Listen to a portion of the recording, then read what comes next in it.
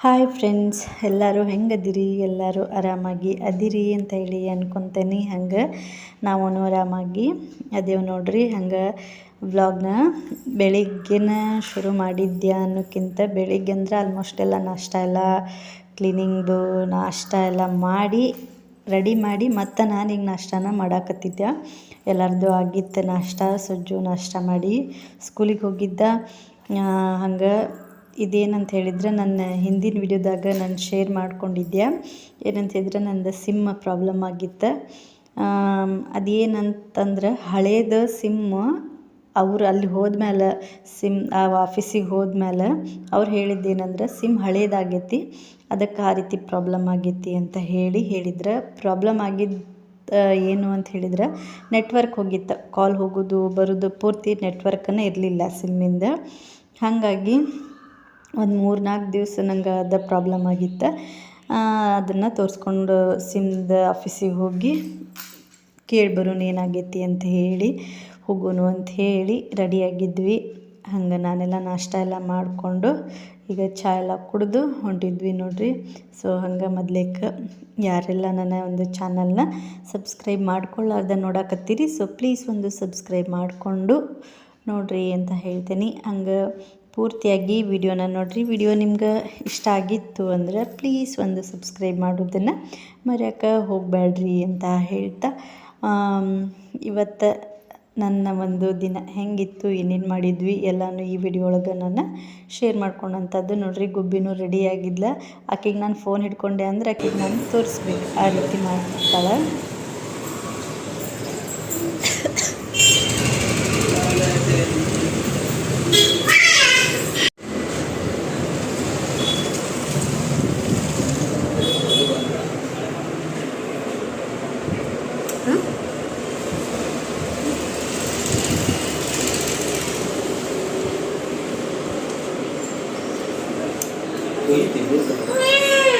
Hello Swami Swami सुबह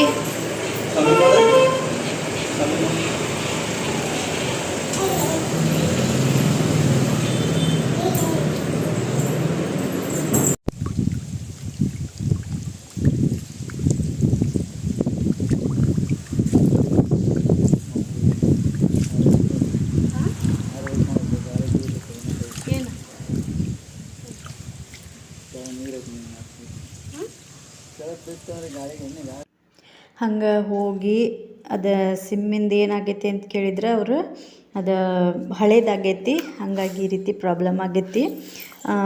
ಆ sim ಹೊಸತು ನಾವು ಕೊಡ್ತೀವಿ ಅಂತೆಲ್ಲ ಹೇಳಿದರು. ಎಲ್ಲ ಚೆಕ್ ಎಲ್ಲ ಮಾಡಿದರು. ಆದರೆ ಅದು ಸಿಮ್ಮು ನನ್ನ ಹೆಸರಲ್ಲೇ ಇರಲಿಲ್ಲ, ಅಪ್ಪಾಜಿ ಹೆಸರಲ್ಲೇ ಇತ್ತು. ಯಾಕಂದ್ರೆ ಅದು ನಾನು ಫಸ್ಟ್ ತೊಗೊಂಡಂಥ ಸಿಮ್ಮ ಅಪ್ಪಾಜಿನ ಫೋನ್ ತೊಗೊಂಡು ಹಂಗೆ ಅದ್ರ ಜೊತೆಗೆ ಸಿಮ್ಮನ್ನು ತೊಗೊಂಡು ಹಾಕ್ಕೊಂಡು ಬಂದಿದ್ರು. ಹಾಗಾಗಿ ಅವಾಗಿಂದನೂ ಫೋನ್ ಹಂಗೆ ಐತಿ, ಸಿಮ್ ಹಂಗನೂ ಐತಿ. ಅವರು ಅದು ಹಳೇದಾಗೈತಿ ಅದು ಅಂತೇನೇನೋ ಹೇಳಿದ್ರೆ ಅದೆಲ್ಲ ಮುಗಿಸ್ಕೊಂಡು ಮತ್ತು ಬಂದ್ವಿ. ಅದನ್ನು ನಾನು ಏನೇನಾಗೈತೆ ಅಂತ ಹೇಳಿ ನನ್ನ ಹಿಂದಿನ ವಿಡಿಯೋದಾಗ ಶೇರ್ ಮಾಡ್ಕೊಂಡೇನೆ. ಅದನ್ನೆಲ್ಲ ಮುಗಿಸ್ಕೊಂಡು ಬಂದಾದಮೇಲೆ ನಾನಿಲ್ಲೇ ಜೋಳನ ತೊಳ್ಕೊಳಕತ್ತಿದ್ದೆ ನೋಡಿರಿ. ನಮ್ಮದಂತೂ ಡೈಲಿ ನಮ್ಗೆ ಜೋಳದ ರೊಟ್ಟಿ ಬೇಕು. ಹಾಗಾಗಿ ಹಿಟ್ಟು ಖಾಲಿಯಾಗಿತ್ತು. ಜೋಳ ಇದ್ದವು ತೆಗೆದಿಟ್ಟಿದ್ದೆ. ಅವು ಸಣ್ಣ ನುಸಿ ಆಗಿದ್ವು, ನುಸಿ ಹಾಕವ್ರಿ ಅದ್ರಾಗ. ಅವು ನುಸಿ ಆಗಿದ್ವು. ಅವು ಆಗಬಾರ್ದಂತ ಹೇಳಿ ಒಂದು ಕವರು ಅಥವಾ ಅದಕ್ಕೊಂದು ಟ್ಯಾಬ್ಲೆಟ್ ಸಿಗ್ತೈತಿ, ಆ ಟ್ಯಾಬ್ಲೆಟು ಹೀಗೆಲ್ಲ ಹಾಕಿಡ್ತಾರೆ. ನಾನು ಅವೇನು ಜಾಸ್ತಿ ಇದ್ದಿದ್ದಿಲ್ಲಲ್ಲ, ಒಂದು ಸಲ ನಾನು ಹಾಕ್ಸಿದ್ರೆ ಸಾಕಾಕಿತ್ತು. ಹಾಗಾಗಿ ಅಂದ್ರೆ ಊರಿಗೆ ಹೋದ ನಮ್ಗೆ ತೊಗೊಂಡು ಬಂದಿರ್ತೀವಿ, ಅಷ್ಟು ಜಾಸ್ತಿ ತರೋಂಗಿಲ್ಲ. ಹಿಟ್ಟು ಆಮೇಲೆ ಜೋಳ ಎರಡನ್ನೂ ತೊಗೊಂಬಂದಿರ್ತೇನೆ. ಹಿಟ್ಟು ಆಗು ಮಟ್ಟ ಮಾಡಿ ಆಮೇಲೆ ಮತ್ತೆ ತೊಗೊಂಬಂದಿದ್ದನ್ನು ಹಾಕಿಸ್ಕೊಂಡಿರ್ತೇನೆ. ಆ ರೀತಿ ಮಾಡ್ತಿರ್ತೈತಿ. ಇದನ್ನು ಸ್ವಲ್ಪ ತೆಗೆದಿಟ್ಟಿದ್ದೆ ಜೋಳ ತೊಗೊಂಬಂದಿದ್ದವನ್ನ. ಅವು ಇವು ನುಸಿ ಎಲ್ಲ ಆಗಿದ್ವಲ್ರಿ, ಅವನ್ನ ಈಗ ತೊಳೆದೆ ಅಂತಂದರೆ ಅವೆಲ್ಲ ಮ್ಯಾಲೆ ಬಂದುಬಿಡ್ತಾವೆ. ಆಮೇಲೆ ಇವು ಕಾಳು ಯಾವಾದರೂ ನುಸಿ ತಿಂದಿದ್ದು ಕಾಳು ಏನಿರ್ತಾವಲ್ಲ ಅವನು ಮ್ಯಾಲೆ ಬರ್ತಾವೆ. ಹಾಗಾಗಿ ತೊಳೆದು ಆಮೇಲೆ ಹಿಟ್ಟು ಮಾಡಿಸಿದ್ರೆ ಆತಂತ ಹೇಳಿ ಇಲ್ಲಿ ನಾನು ತೊಳ್ಕೊಳಕತ್ತಿದ್ದೆ. ಆಮೇಲೆ ಇನ್ನೂ ಒಂದು ಹೇಳಿಬಿಡ್ತೀನಿ, ಏನಂತಂದ್ರೆ ನಾನು ಫಸ್ಟ್ ಟೈಮ್ ಈ ರೀತಿ ಜೋಳ ಎಲ್ಲ ತೊಳೆದು ಒಣಗಿಸಿ ಗಿರ್ನಿಗೆ ಹಾಕಿಸಿ ಹಿಟ್ಟು ಮಾಡ್ಕೊಳ್ಳೋದು.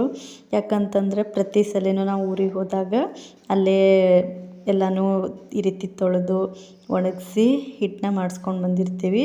ಮತ್ತೇನಾದರೂ ಜೋಳ ತೊಗೊಂಡ್ಬಂದಿದ್ದೆ ಅಂದರೆ ಅವನ್ನೆಲ್ಲನೂ ಸರಿ ಅಂದರೆ ತೊಳೆದು ಎಲ್ಲ ಒಣಗಿಸಿನ ತೊಗೊಂಡು ಬಂದಿರ್ತೇನೆ. ಆ ರೀತಿ ಮಾಡಿರ್ತೀನಿ. ಇದೇ ಟೈಮನ್ನು ನಾನು ಫಸ್ಟ್ ಟೈಮ್ ತೊಳೆಯಕತ್ತಿದ್ದೆ. ಹೆಂಗೆ ಆಕ್ಕೈತಿ ಅಂತಂದ್ರೆ ನಮಗೇನೋ ಸಣ್ಣ ಕೆಲಸ ಅಂಥೇಳಿ ಅನ್ನಿಸ್ತೈತಿ, ಏನು ಜೋಳ ತೊಳೆದು ಸಣ್ಣ ಕೆಲಸ ಅಂಥೇಳಿ. ಬಟ್ ಮಾಡೋಕೆ ಹೋದ ಕೂಡಲೇ ಅಂತಂದ್ರೆ ಹೆಂಗೆ ಮಾಡೋದು ಅಂಥೇಳಿ ಅನ್ನಿಸ್ತೈತಿ. ನಿಜವಾಗ್ಲೂ ಹಂಗೆ ಅನ್ನಿಸ್ತು ನನಗಂತೂ. ಅದ್ರಾಗ ಊರಾಗೆಲ್ಲ ತಟ್ಟಿ ಬುಟ್ಟಿ ಅಂತ ಹೇಳ್ತೀವಿ. ತಟ್ಟಿ ಬುಟ್ಟಿ ಅಂತೇಳಿ ಅಂದ್ರೆ ತಟ್ಟಿ ಅಂತ ಹೇಳಿರ್ತಾವೆ, ಸಣ್ಣ ಹೋಲ್ ಇರ್ತೈತಿ. ಅಂದ್ರೆ ಪ್ಲಾಸ್ಟಿಕ್ಕಿಂದಲ್ಲ, ಆ ರೀತಿ ಇರ್ತೈತಿ. ಅದ್ರಾಗ ಅವನ ಜೋಳ ತೊಳೆದದ್ರಾಗ ಹಾಕಿದ್ರು ಅಂದ್ರೆ ಅದು ಚಲೋ ತಂಗೆಲ್ಲ ನೀರು ಬಸ್ಸದು ಹೋಗ್ಬಿಡ್ತೈತಿ. ಆಮೇಲೆ ಅವನು ಒಣಗಿ ಹಾಕ್ತಾರೆ. ಆ ರೀತಿ ಎಲ್ಲ ಇರ್ತೈತಿ. ನಂಗಿಲ್ಲ ಅದು ತಟ್ಟಿ ಬುಟ್ಟೆಲ್ಲ ಇರಲಿಲ್ಲ. ಹಾಗಾಗಿ ಹೆಂಗೆ ಇವನು ತೊಳೆಯೋದು ಅಂಥೇಳಿ ಅಂದ್ಕೊಳಕತ್ತಿದ್ದೆ. ಬಾಂಡೆ ತೊಳೆಯೋದು ಬುಟ್ಟಿ ಎಲ್ಲನೂ ತೊಗೊಂಡು ಅದ್ರಾಗೆಲ್ಲ ತೊಳಿಬೇಕು ಅಂಥೇಳಿ ಅಂದರೆ ನೋಡಿರಿ ಎಷ್ಟು ಜೋಳ ಇದ್ವ ಇವನ್ನ ನಾನು ತೊಳ್ಕೊಳಕತ್ತಂಥದ್ದು. ಅದನ್ನು ಬಾಂಡೆ ತೊಳೆದೇನು ಇಡ್ತೇವಲ್ಲ ನೀರು ಬಸ್ಯಾಕೆ ನಾವು, ಆ ಬುಟ್ಟಿ ತೊಗೊಂಡು ನಾನು ತೊಳಿಬೇಕಂತಂದ್ರೆ ಆದ ಬುಟ್ಟಿ ಒಳಗೆ ದೊಡ್ಡ ಹೋಲ್ ಇರ್ತೈತಿ. ಹಾಗಾಗಿ ಜೋಳ ಎಲ್ಲ ಕೆಳಗೆ ಹೋಗ್ಬಿಡ್ತಾವೆ. ಈ ತಟ್ಟಿ ಬುಟ್ಟಿ ಅಂತೇಳಿ ಹೇಳ್ತೀವಲ್ಲ, ಇದು ಸಣ್ಣ ಹೋಲ್ ಇರ್ತೈತಿ. ಅಂದರೆ ಜೋಳ ಎಲ್ಲ ಹೊರಗೆ ಹೋಗಂಗಿಲ್ಲ, ನೀರಷ್ಟೇ ಬಸ್ಸದ ಹೋಗೋ ಥರ ಇರ್ತೈತಿ. ಆ ರೀತಿ ಎಲ್ಲ ಇರ್ತೈತಿ. ಇನ್ನೊಂದು ಟೈಮ್ ಹೋದಾಗ ಅನ್ನಿಸ್ತು ನನಗೆ, ಈಗ ನಮ್ಮದು ಒಂದು ಜೀವನ ಅಂದಮೇಲೆ ಎಲ್ಲನೂ ನಮಗೆ ಬೇಕು ಅಂಥೇಳಿ ನಮಗೆ ಬರ್ತಾ ಗೊತ್ತಾಗುವಂಥದ್ದು. ಸ್ಟಾರ್ಟಿಂಗ್ ಏನು ಅನಿಸ್ಬಿಡ್ತೈತಿ ಅಂದರೆ ಅಯ್ಯೋ ಅದು ಯಾಕೆ ಬೇಕು, ಇದು ಯಾಕೆ ಬೇಕು ಅಂಥೇಳಿ ಅನ್ನಿಸ್ತೈತಿ. ಬಟ್ ಬರ್ತಾ ಎಲ್ಲನೂ ಬೇಕು ಅಂಥೇಳಿ ಅನ್ನಿಸುವಂಥದ್ದು ಈ ಟೈಮ್ನಾಗ ಅದು ಅನ್ನಿಸ್ತಂಥದ್ದು. ಅದನ್ನ ತೊಗೊಂಬರ್ಬೇಕು ನಾನು. ಯಾಕಂದ್ರೆ ನಮಗೆ ಜೋಳ ಕಂಪಲ್ಸರಿ, ಜೋಳದ ರೊಟ್ಟಿ ಬೇಕು, ಜೋಳನೂ ಬೇಕು. ಹಾಗೆಲ್ಲ ಇದ್ದಾಗ ಈ ರೀತಿ ಅವ್ನು ತೊಳೆದು ಹಾಕೋದು, ಒಣಗಿಸೋದು ಇರೋದನ್ನು.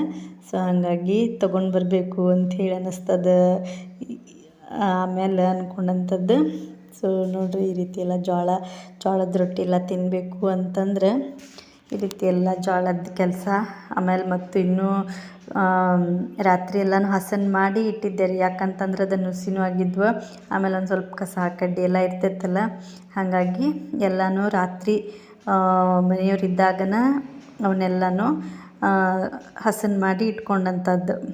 ಮಾಡಿಟ್ಕೊಂಡು ಬೆಳಿಗ್ಗೆ ಈ ರೀತಿ ತೊಳೆದು, ಭಾಳ ದಿನ ಆಗಿತ್ತು ಅವ್ನು ತೊಳಿಬೇಕು ನಾನು ಅಂಥೇಳಿ. ಬಿಸಿಲಿರಲಿಲ್ಲ, ಮಳೆ ಬರೋದು ಇಲ್ಲಾಂದ್ರೆ ಬಿಸಿಲಿರಲಿಲ್ಲ, ಆ ರೀತಿ ಇತ್ತು. ನಾನು ಅವನೇನಾದರೂ ತೊಳೆದ್ಯಪ್ಪ ಬಿಸಿಲ ಬರಲಿಲ್ಲ ಅಂದ್ರೆ ಮುಗೀತವು, ಒಣಗಿಲ್ಲ ಅಂದ್ರೆ ಗಿರ್ನಿಗೆ ಅವ್ನು ಹಾಕಕ್ಕೆ ಬರೋಂಗಿಲ್ಲ, ಹಂಗಾಗ್ಬಿಡ್ತೈತಿ.